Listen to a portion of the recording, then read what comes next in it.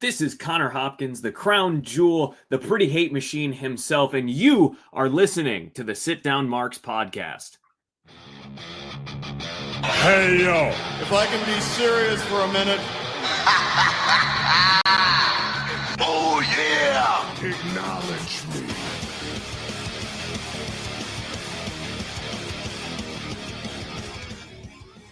What's going on, everybody? Welcome. Come on in. Sit down. It's episode number 166 of the Sit Down Marks podcast. And, man, am I ready for this one? You know why? Because my champion is here today. Ladies and gentlemen, it is Connoring time, the crown jewel of professional wrestling. And he is here to tell us that he thanks God that he is not us. I want to thank everybody for listening right now on Spotify, YouTube, all those podcast platforms out there, everything. So let's bring in the champ here.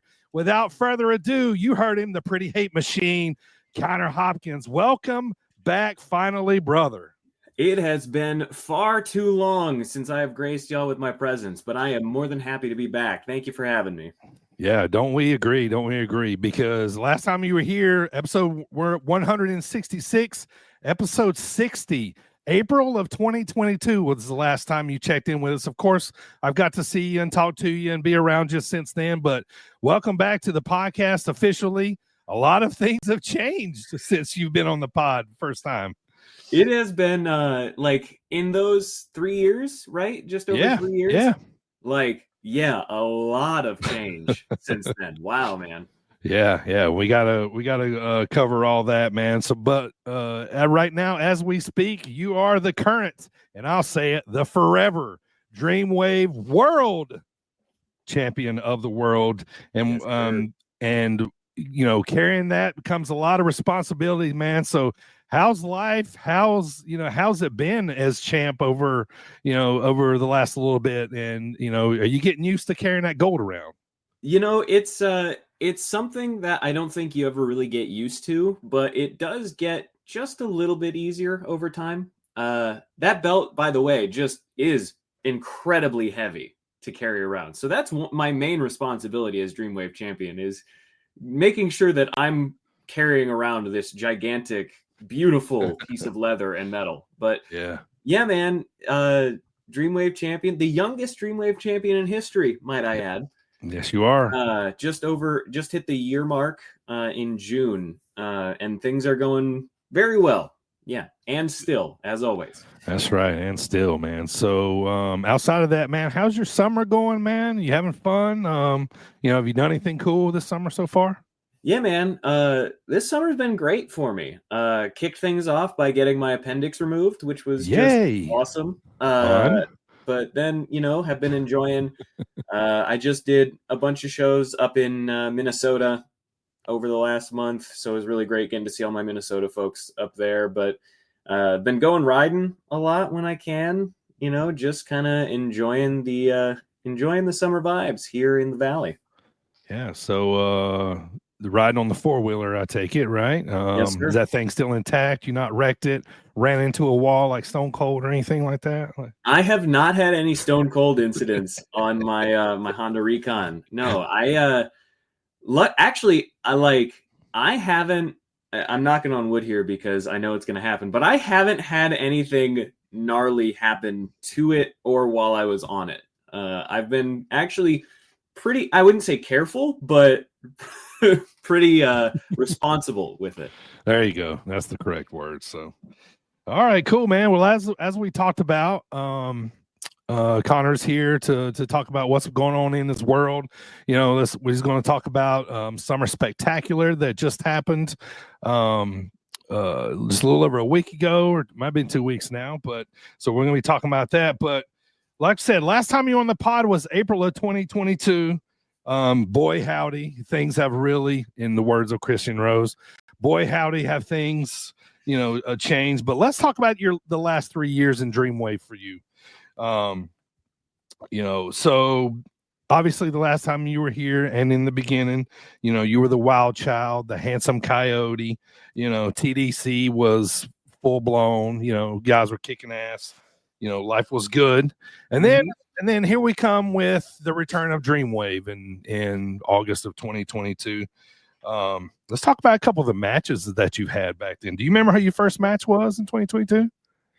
I believe our first match back, it was me. It was the Coyotes versus the Beck family, wasn't it? Yeah, it was versus the Beck family, right? And then you had a singles match later with Axel Rico. Yep. And then TDC. that December, it was me and Rose versus the Hype, which is a tag match that I still go back and have rewatched on occasion. Like, that holds up pretty big. Yeah, there you go. Go back in the archives on IWTV and check that one out. So, and after that, you had singles matches with Vic Capri, Stephen Wolf, and then Summer Spectacular 2023 came around. You got to wrestle Mike Bennett. Now, I know you're a big Ring of Honor guy. You know, I know, you know, you're a Kingdom historian, if you will. Yes. You know, we're going to talk about Adam Cole later, but let's talk about Mike Bennett here. So you got to have a match with him in 2023. Your mind was probably blown, right? Like, holy shit, I'm wrestling Mike Bennett. Yeah, man. Like, that match got announced, and I had no idea about it beforehand. Like, it just completely got dropped on me. And yeah, I was freaking out because, like you mentioned, like, the Kingdom is kind of how I got into indie wrestling and like how I got into Ring of Honor. They were like the first guys that I kind of like latched onto on the roster at that time. And so getting to wrestle Bennett, who like, yeah, I know who Mike Bennett is. Yeah. Like sure. A guy who has legitimately been everywhere and done everything. Yeah, man. And that match too, like Bennett is otherworldly good. He's just incredible to work with. And I wish we could have run it back a few more times selfishly, but like that one right there is, yeah, I loved that match with Mike Bennett for, you know, personal and also just like, I thought it was a good match too. Right.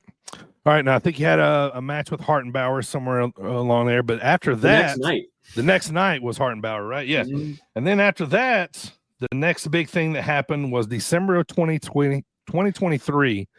The Good as Gold Rumble came around, and you tossed out a guy I just mentioned, Vic Capri, to win the Good as Gold Rumble. And then we're really off to the races, right? Like you know, carrying around the briefcase, you automatically become a major player in Dreamwave. And then after that, I think you had a match with Bobby Orlando somewhere around in there. I think it's February. I'm not sure, but then we get to June of 2024. This pay-per-view, PLE, whatever you want to call it, was labeled No Escape. It was Christian Rose versus Gringo Loco in the cage, right? Mm-hmm.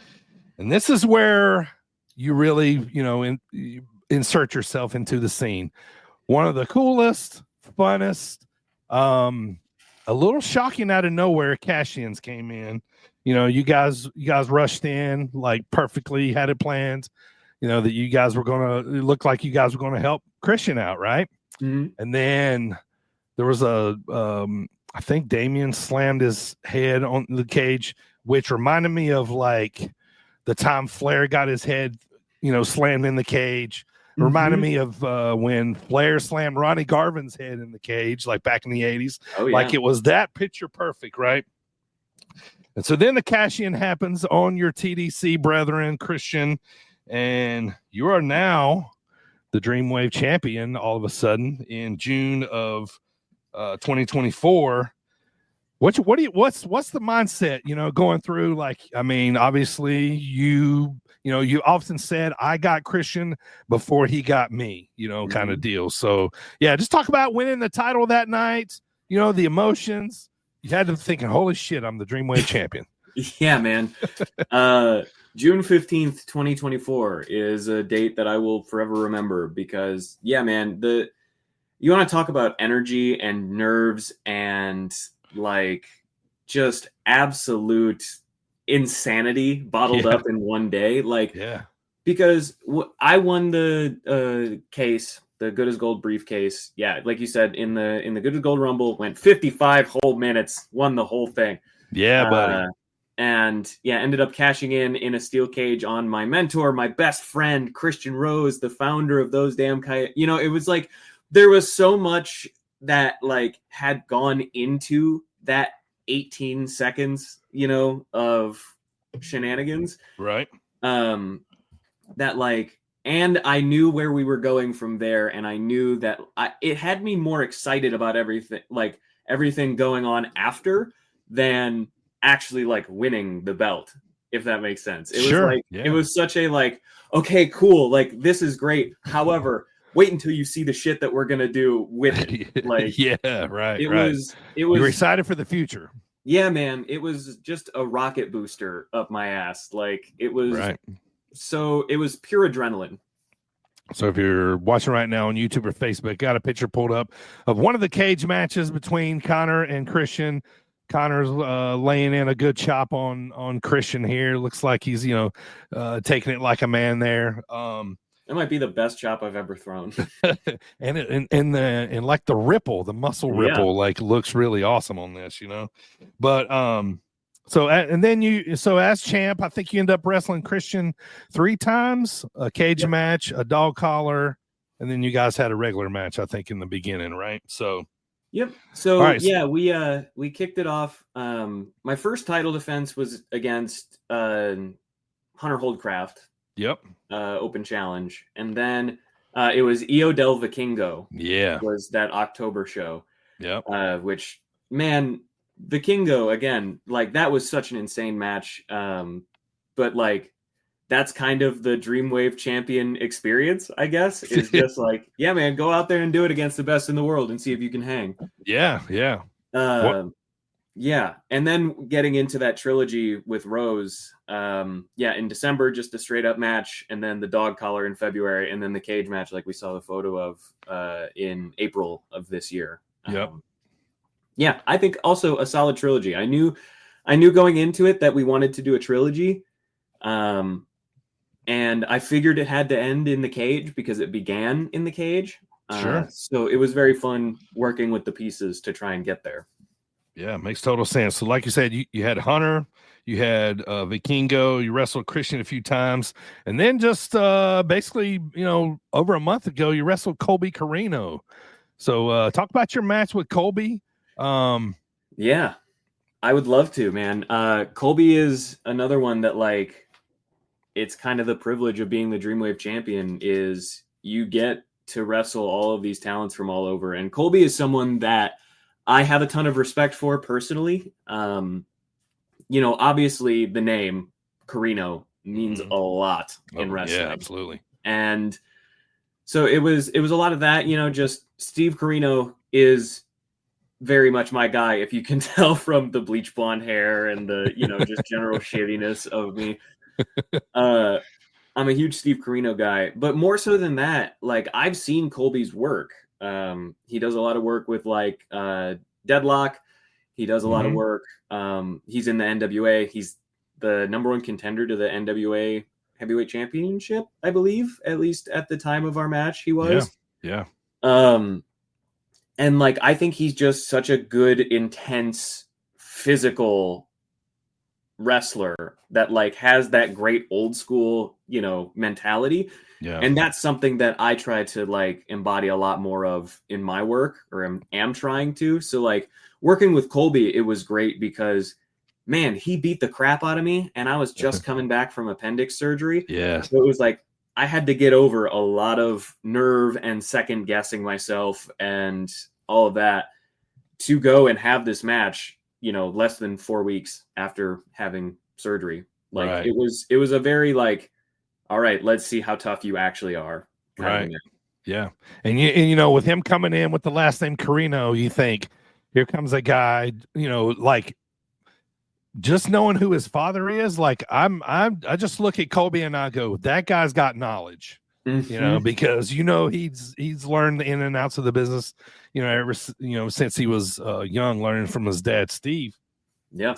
But I mean, and another cool thing about Colby, I think you know this too, but like, I was shooting promos backstage and he helped a lot of the guys with their promos backstage. And let me tell you, from like what we come up with to what Colby helped us finish with in the promos, world of a difference, man. Like, you know, like That's awesome. He was so helpful, so cool. And he's super knowledgeable. He's generally, he'll tell you that he overthinks everything, but I think that he puts the proper level of care and attention into detail that like is required to be as successful as he has been. That was actually going to be something that I was going to ask, was someone like Carino or Bennett, like these other names that you've wrestled, how receptive to your questions? I'm sure you gave them a ton of questions. I mean, I'm sure they were pretty happy to pass on knowledge bombs to you.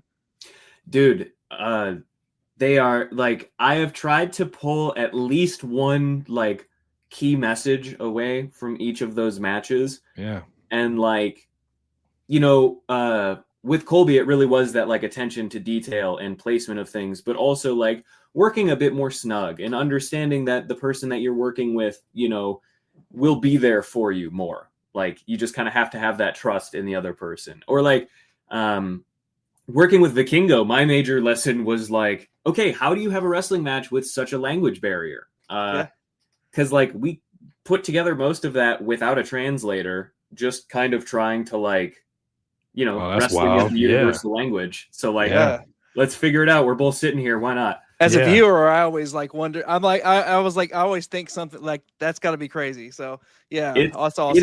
It's a nuts experience, but like it's a learning experience. It's something that like I really felt like I gained a lot of valuable insight. Bennett is another guy of like learning how to be comfortable just going in the ring and like never letting up off of it. He's a big like, he's not gonna call a million things. He's just gonna go out there and we're just gonna have fun and do shit and beat the shit out of each other.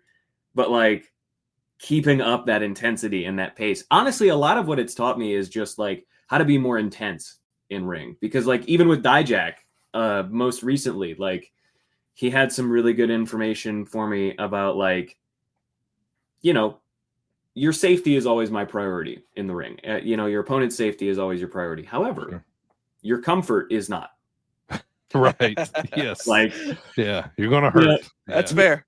Exactly. And like, it's just, you know, it's things like that I feel like are really useful tools, you know, in putting together a good toolbox as a professional wrestler and as just kind of a performer in general. Like a lot of these guys too, you know, you look at the way that they conduct business and the way that they are doing their social media and the way that they are presenting themselves, you know, to audiences, but also online, and, you know, how they're presenting themselves across the country. Like there's a lot of things to be gleaned from working with guys with that kind of prestige. That isn't just, oh man, they taught me how to do this cool thing in ring, you know, like there's a lot more to it. Yeah. All right, man, before you talk about Donovan Dijak, let's take a viewer question here. Brandon Borey from Facebook wants to know, what was your best match at Dreamwave so far?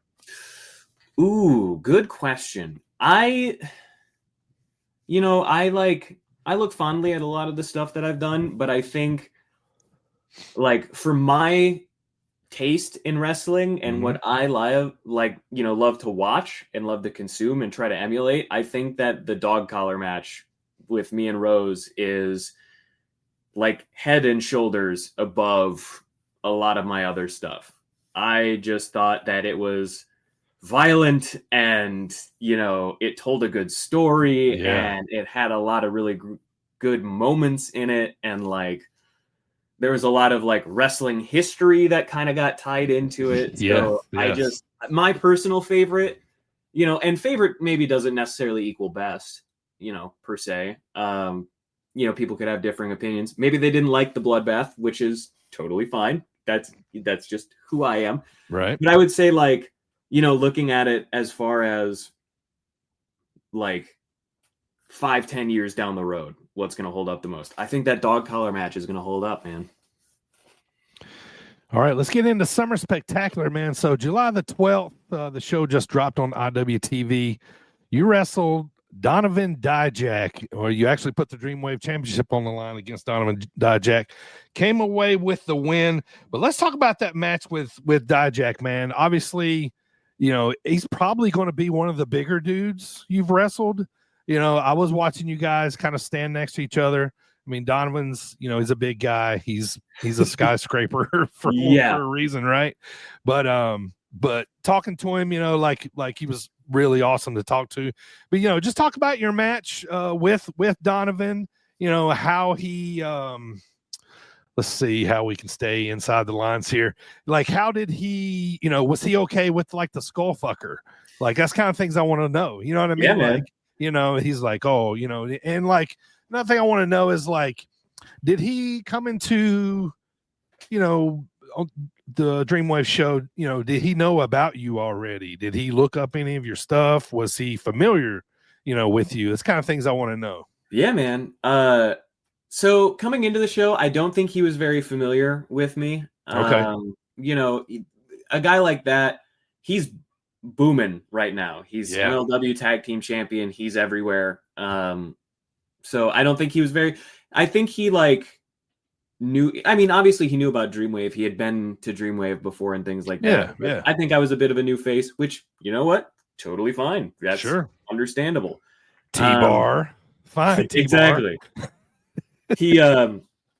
I did have some ideas for him, and he humored me on a lot of them. The photo that we see right now, like the Code of Connor stuff. Yes. I was like, hey man, I'm not going to tell you what I'm going to say, but I'm just going to go out there and kind of, have fun with it a little bit. Just, be yourself.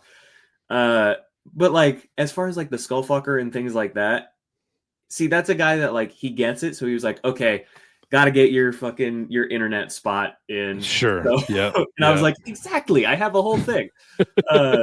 Every Friday I post one. You're going to be on it. Great. Thanks. Right. And like, so he was like very understanding about stuff like that. And genuinely just like came there to work. It was great. He's another dude who's like, he's the real deal, and he's so big and he's so strong. Right. I was not anticipating.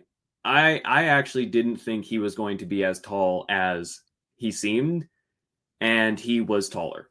In fact, he's I cannot put over to you guys how big he is. Yeah, he looks like a center for a basketball team or something to me. You know what I mean? I'm 6'4", so when I look up at guys that are bigger than me, I'm like, oh, it's a big dude, but he was big. He was solid. Man. Like, yeah. I mean, I'd seen him up close a few times. I've seen him wrestle Keith Lee and AAW a couple times.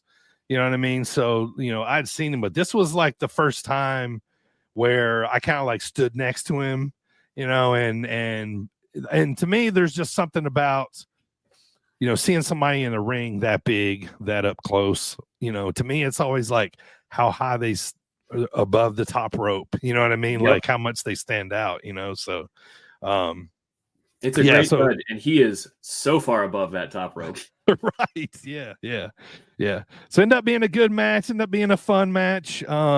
Let's talk about the show in particular. Yeah. So the water balloon match went on like 3, was match number 3. You were past that 7, 8, somewhere in there, and you were still getting hit with. They were reserving their ammunition just for me.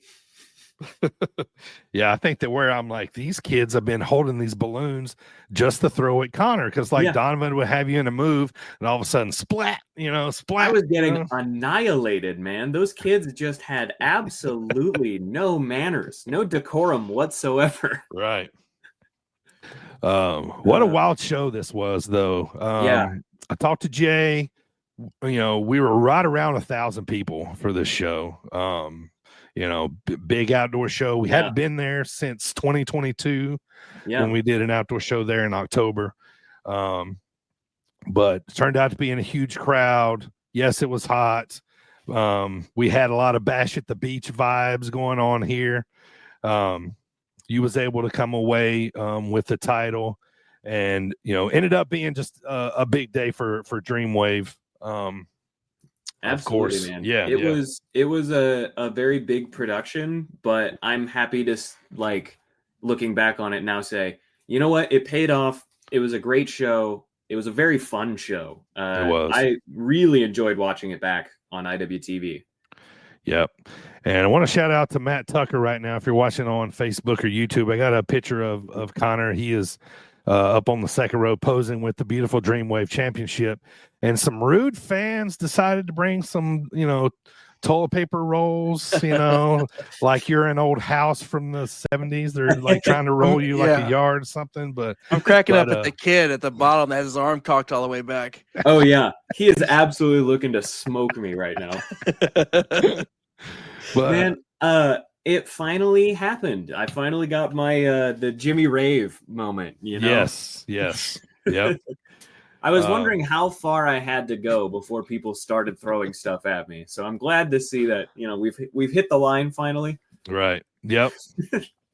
Yeah, you've reached the annoyance level. Like people just think of stuff to bring, at the, to the shows just to throw at you, So Yep. Now being, this is outdoor, so, a little less, there's no light fixtures to hit. There's no ceiling. Yeah. It's a little easier to get away with. It is a little easier to get away with, but I kept thinking, man, I'm like, they're going to take one of these water balloons to the face and it's just going to piss them off because I know it would piss me off, right? Like, but I could not believe, like, you get like, I douse myself a little bit before I go out just to like wet my hair and, whatever, stay cool. And I was soaking wet by the time the match started. I had gotten pelted with so many water balloons, and Tucker actually did a great job. You can see in that photo, there's one in flight headed right for me. Yeah, man. It was such a weird energy for a show. Like outdoor shows like this always are a weird energy. They are. And I'm glad that it was a weird in a good way. And not a weird in like oh man, no one cares about this way. Yeah, I think it was in a way where a lot of people came to the show that maybe had never been to a wrestling show, probably definitely never been to a Dreamwave show. Yeah. But I would bet my ass that most of these people that came would come to another show or would come to a show at the Knights of Columbus, So I mean, that's how much like a fun show it was, and there was a DeLorean there. Becca came in on a tour bus, so entrances galore, man. So it was a lot of pomp and circumstance with this one. So yeah, and I think it gave us a good blueprint for ideas for outdoor shows moving forward. Because I know that because of the success of this one, that it's definitely not out of the question that it's going to happen again. Right. So I think next time there's an outdoor show announced for Dreamwave, get your tickets because it's gonna be even bigger and more overproduced than this. Yeah. And we had a beach for this one. Right. And you know how we roll, man. We had 1,000. We're gonna be shooting for 1,500 next time. Mm-hmm. You know what I mean? So but before we talk about what's coming up next for Dreamwave, I want to talk about for a second, Connor. So a lot of people, they talk about getting ready for a match, right? And as soon as they come through the curtain, they morph into this person or, whatever.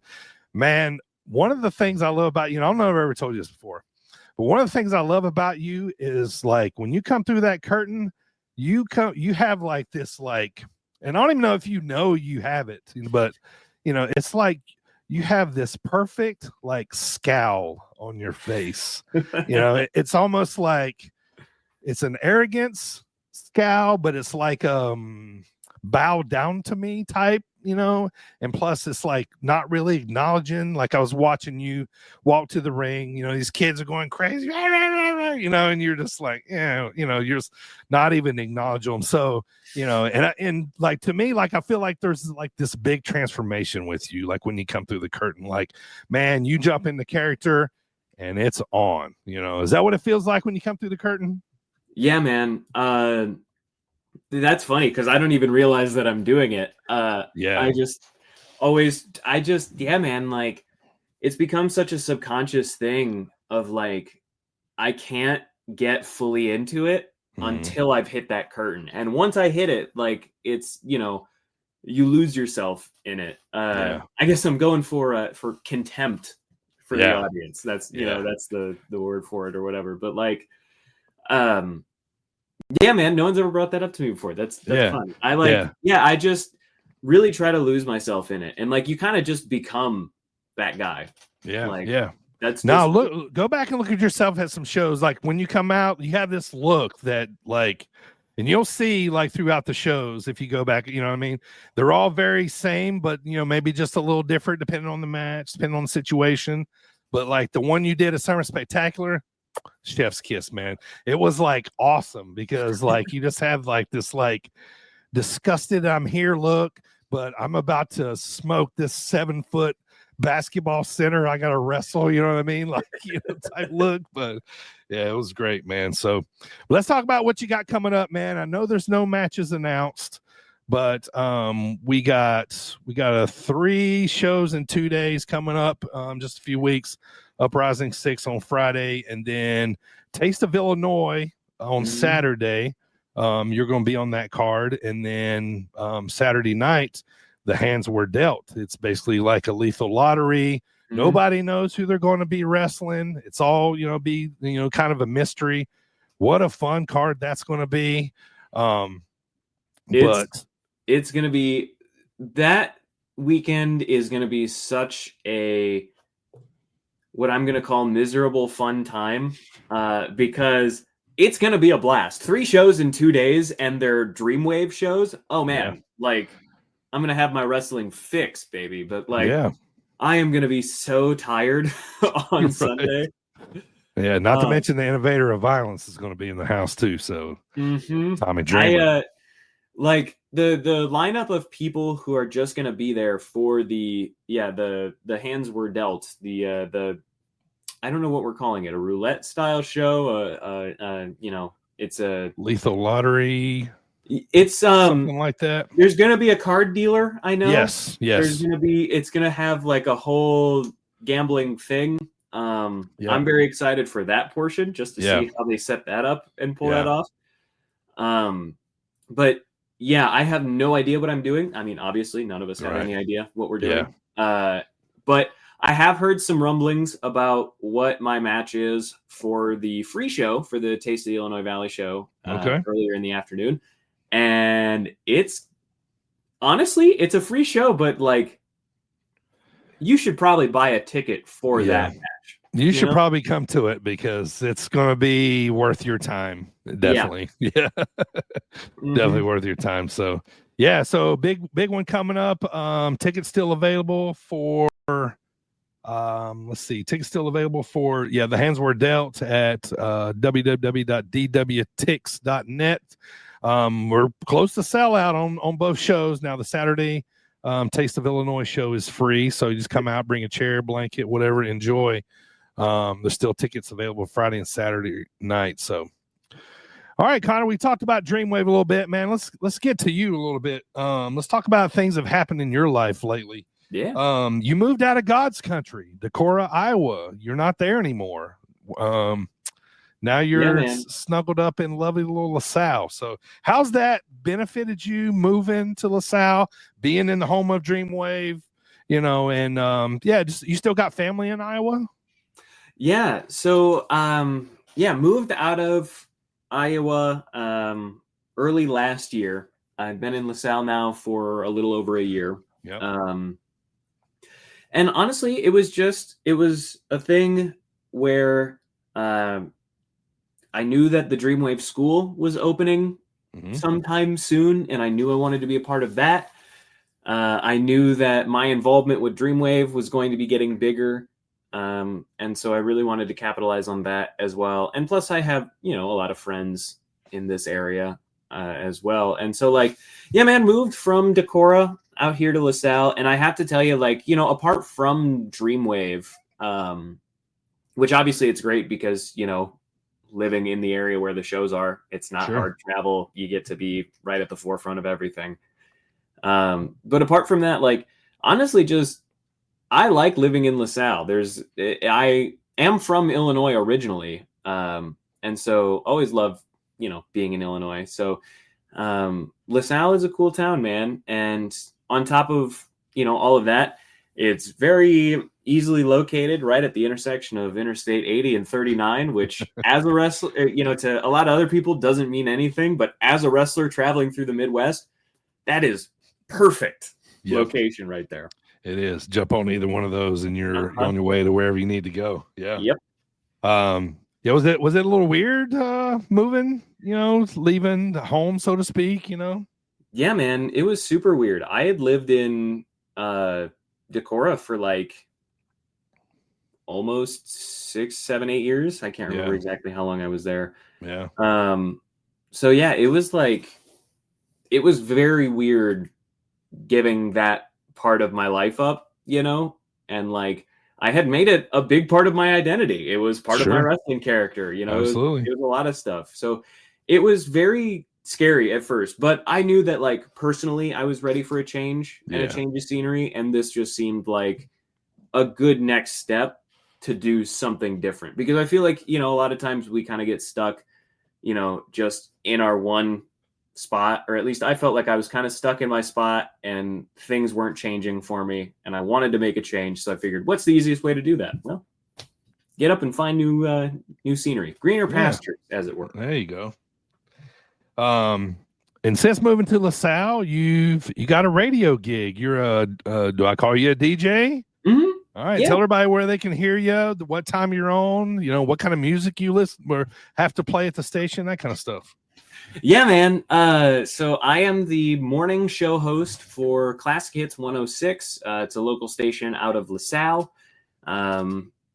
It's a classic hit station playing everything, from the 60s, 70s, 80s, 90s. Do you say like, this is the Dreamwave Wrestling Champion, baby, and you're listening to 106.1? I absolutely do. Every Monday after a Dreamwave show, I make sure to plug and still your Dreamwave Champion. Good morning, everyone. Yeah, of course. Yeah. Love it. But yeah, man, I love doing it. I've been there for 6, 7 months now. I started in November of last year, but yeah, you can find it online, classichits106.com if you want to listen. Yeah. Plug right there. Yeah. But it's a morning show, so it's 6 to 10 a.m. weekdays. I'm the early guy, which let me tell you, waking up at 4 a.m. every day has been such a lifestyle change for me. I bet. Is it 5 days a week or? Mm-hmm. Yeah. All right. Yeah, 5 days a week plus, remote events and whatever. They want us to be local celebrities out in the city of LaSalle. And I said, I am way ahead. You're already holding the most prestigious title in LaSalle. Got it covered. And a DJ. So, I don't know what else you can do there, right? Yeah. Exactly. That's cool. All right, let me bring you down here a little bit, man. I thought about you because you're one of the biggest Adam Cole guys that I know. What do you think about his recent announcement?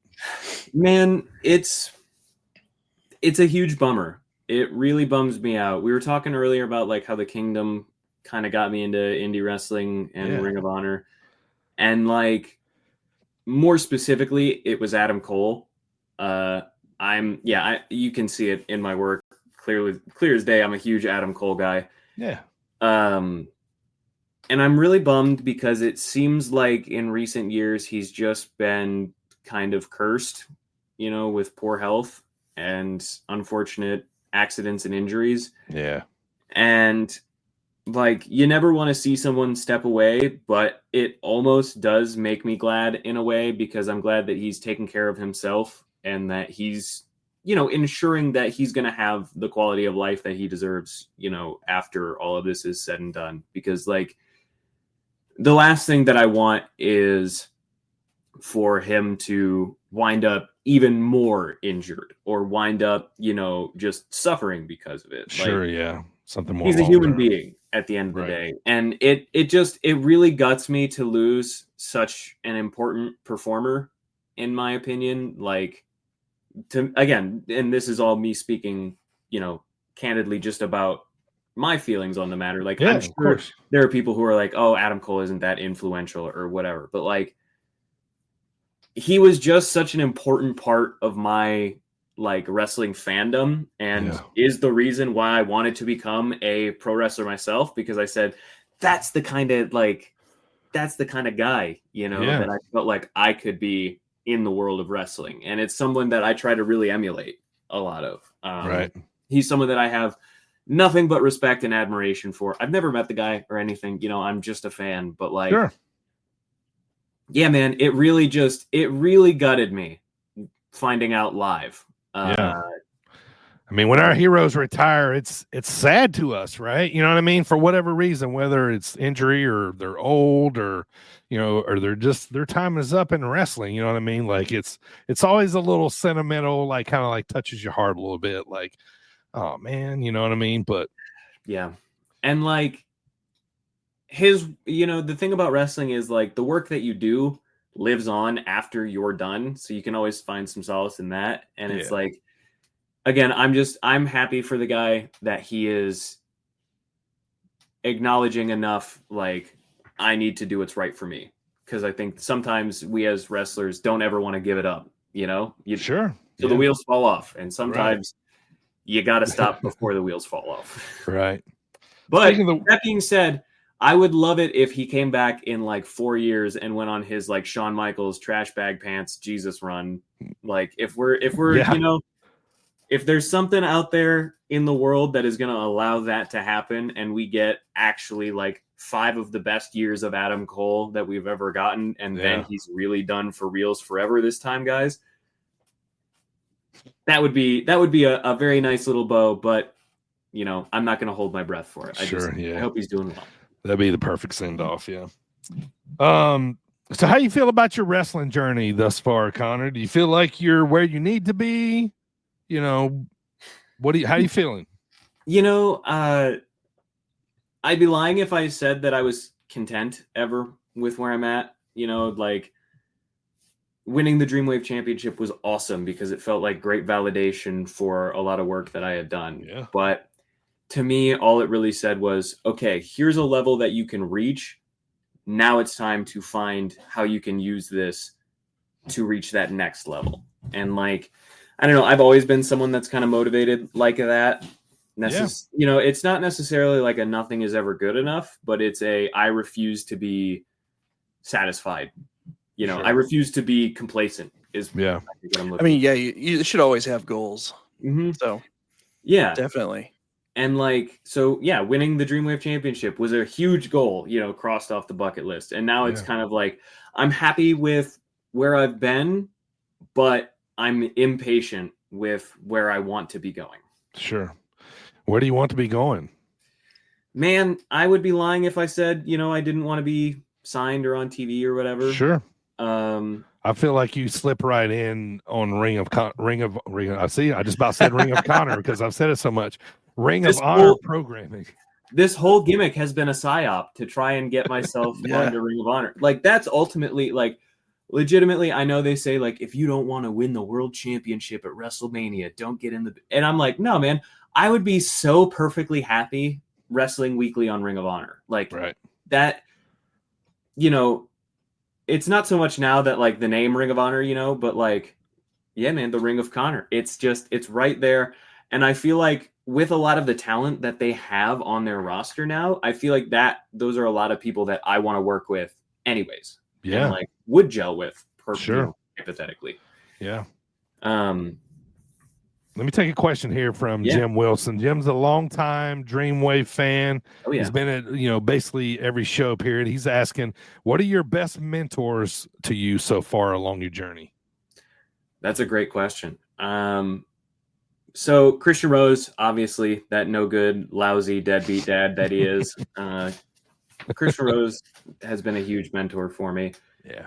Our friendship, outside of the ring too, like, just it's nice. It's been nice having him along this journey. But another one that I always like to shout out is Eric Cannon.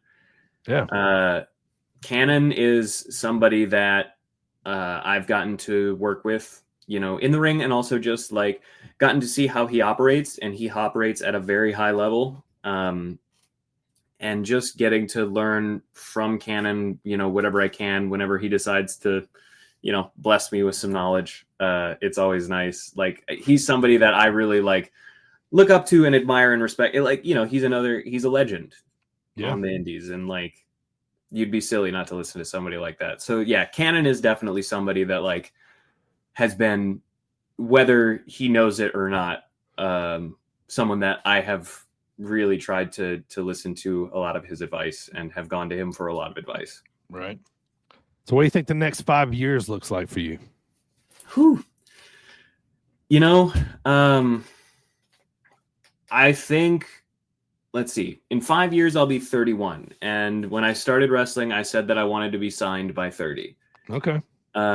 So hopefully there's something like that. But otherwise, honestly, like what I see for myself for the next 5 years is just continuing to do this thing that I love at as high of a level as I am allowed to and that I am capable of. Probably still going to be an avid watcher, consumer, and emulator of the early 2000s indie style. I will never stop, You're ingrained carrying that that now, flag. man. Like, yes, that's just you. It's like now it's like you're like the only thing left from that era. You're like the only thing walking from that era. You know what I mean? Like, yeah. I'm a relic, baby. Right. But yeah, I think like I would love to be, at some point, I would love to get out to Deadlock Pro. They're usually out on the East Coast there. I would love to get out there. I would love to be on GCW, Ring of Honor, obviously. AEW is a big goal of mine as well. Sure. So like, I think in the next 5 years, hopefully taking more steps towards that. I'm so bad with predicting the future though, because I am just, I am where the wind takes me. So, sure. Maybe I'll all of a sudden decide that wrestling isn't my calling and it's actually fly fishing, and I'll disappear into the woods and never talk to anyone ever again. Right. Do you have like a must wrestle list, like a list that, you'd like to knock out? Like, give me a handful of guys that you'd like to mix up. I know a lot of people are asking what your dream match is, that kind of stuff. So if you could cover that.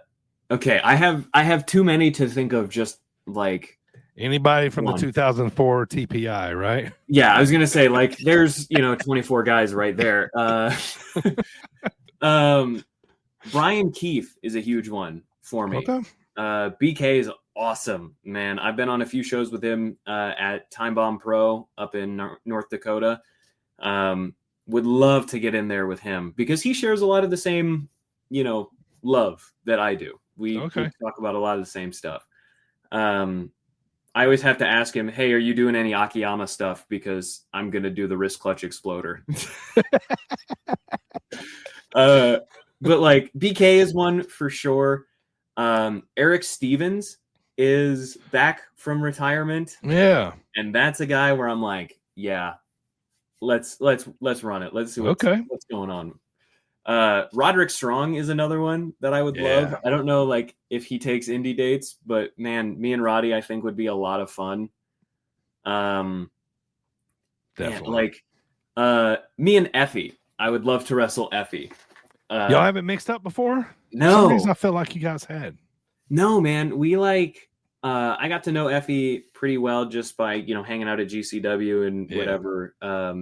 And being on shows with him. But no, we've never gotten to wrestle. And I always say, like, I want to wrestle Effie in a no-ring death match, I think. I think that's what I want. All right. But, like, if we're talking, like, anybody, Moxley is a guy that, like, is a dream match of mine at this point.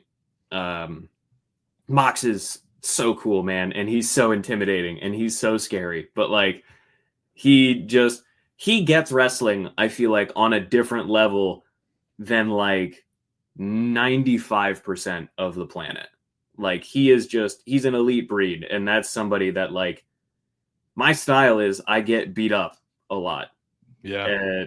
And he would have no problems obliging me in just absolutely kicking my ass.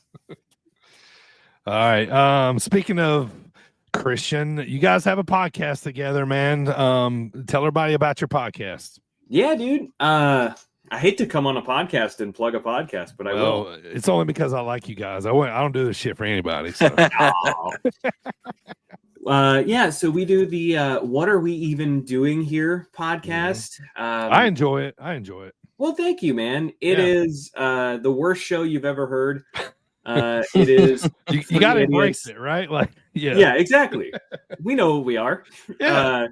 It's a very unprofessional show, but it's me, Rose, and Dabian Deschain hanging out, drinking beers, talking about wrestling and movies that we've watched, and random non sequiturs. And it's a lot of fun. Just going back, it's formatted around like we review old shows, but also sometimes, we'll just do whatever. We'll watch movies. We review the Dreamwave shows, or we do recaps when they come out and stuff. We have a Patreon, patreon.com/wowedpod. Episodes out every Thursday on Spotify or Apple Podcasts or wherever you get your podcasting from. Yeah, it's funny stuff. So let me imagine if you're a Dreamwave fan, right?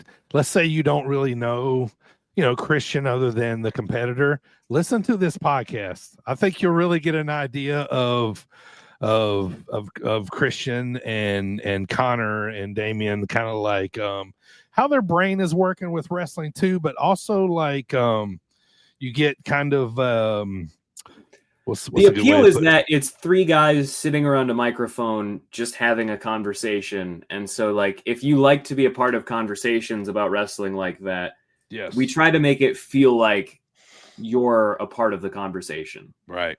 Yeah. Very, very good way to put it there. I like that. You got any socials you want to plug, any of that stuff, man, before we go home? Absolutely. You can follow me on pretty much every social media platform at Connor Hopkins 98. Spell it with an O-R. I keep seeing people with the E-R, and that is incorrect. Spell Connor it right, Hopkins people. 98 on Twitter, Instagram. I think I still have a Blue Sky. Find me on there. I have a Facebook page. It's mostly just updates from my Instagram. I honestly am not a huge social media guy, but it's a requirement in this day and age, so I kind of am obligated to. You're probably most active on Instagram, probably, huh? Yeah. Okay. Instagram and Twitter are usually just my big ones. If you want to hear my thoughts about music or early 2000s indie wrestling, you can follow me there. Yeah, so we got to talk about one thing before we go home, because my favorite band in the world is the Deftones. Connor's, you're a huge fan of them too.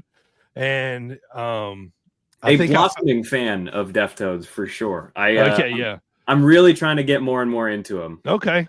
And, I've been into them since the 90s. And so like, when Connor's put like music to some of his Instagram stories and stuff, it's been Deftones. So I've kind of like started paying a little more attention. And now, they dropped a new single. We've been talking about that, but I do want to tell you super fast how I became a Deftones fan. So yes, please do. I want to say Around the Fur came out like late 90s, like 97, somewhere around in there. I believe 97. So a buddy of mine bought a car from some random Yahoo in Miami, right? So we drive down to Miami. He wanted me to drive his car down so he could drive the car back. So we go down, we pick up the car, we bring the car back. I don't even remember what kind of car it was. I couldn't remember. But anyway, so we get it back, we're cleaning it up, and my buddy Joey goes, "Hey man," he goes, "there's a CD in the back seat." And he picks it up and he shows it, and it's Around the Fur. And I started looking at it, I was like, and he's like, Deftones. I'm like, yeah, man, I don't even know who they are, man. Like, maybe I was like, oh, but I was like, whatever, give me the CD. I remember I went on a road trip after that, put the CD in the old CD player in the car. Track one, baby. Boy, was I hooked, and it just... man. Yes. Yes. Man, I was hooked ever since. Around the Fur is my favorite album of theirs. So good. And dude, it kicks off with My Own Summer, which is one of their best songs, bar none. It's and such an incredible song. It's like my go-to lifting song. I get in the car to go to the gym and I have to hear that just really loose snare shot right away to get into anything. Yeah, Be Quiet and Drive is my favorite song of all time. Like I could listen to that song every day. I love it. It's kind of like I love it because it's a jam. I love it because it kind of takes me back to a time when I was younger. You know what I mean? And I just went and seen them in Indianapolis back in April when they did the tour.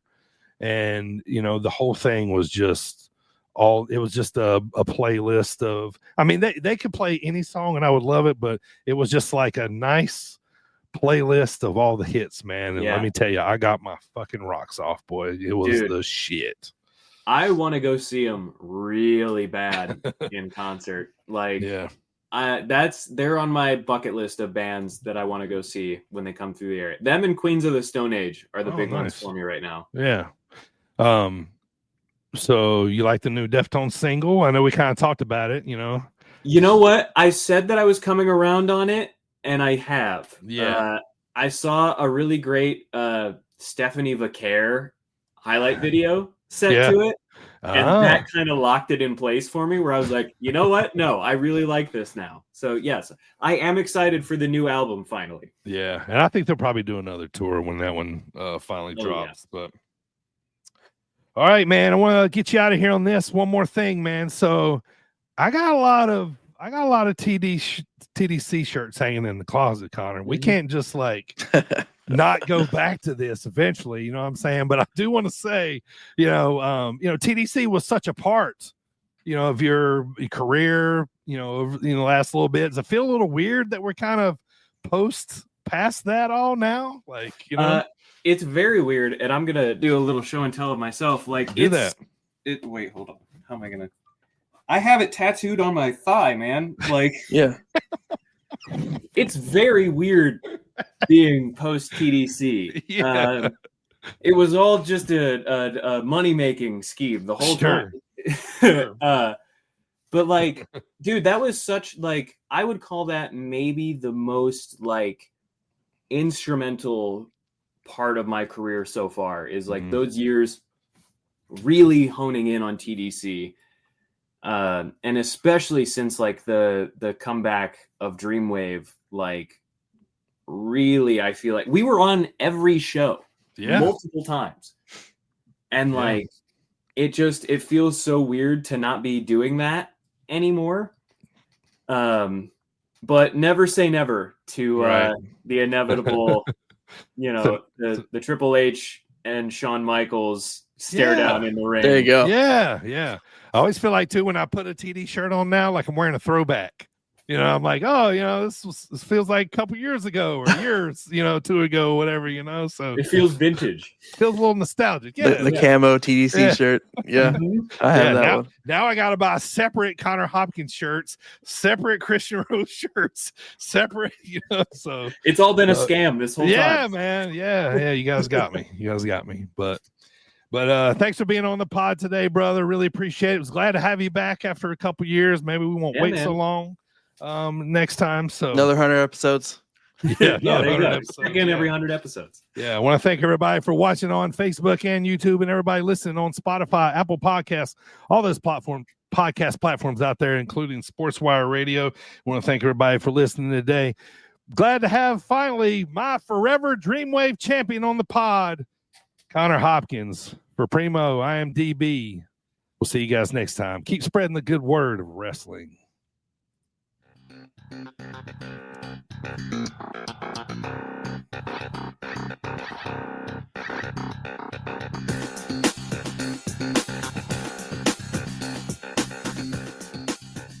a groovy little tune, ain't it, buddy? It is, man.